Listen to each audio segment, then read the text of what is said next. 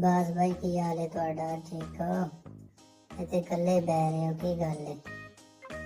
ਕੰਮ ਸ਼ਮ ਤੇ ਜਾਣ ਦਾ ਇਰਾਦਾ ਕੋਈ ਨਹੀਂ? काले मैं ठीक ठाक है, तू सुना? शरारती कहा तू सुना, की हाल है तेरा?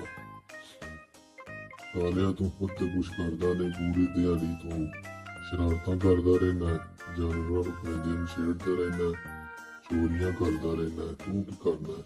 वो तो काम कोई भी नहीं करदा, तू शरारती है। मैं तो बैठा आराम दे नाल, तेरे यार शरारतां तो नहीं करदा। ਬਾਜ਼ ਭਰਾ ਦੱਸ, ਮੇਰੀ ਉਮਰ ਹੈ ਕੰਮ ਕਰਨ ਦੀ?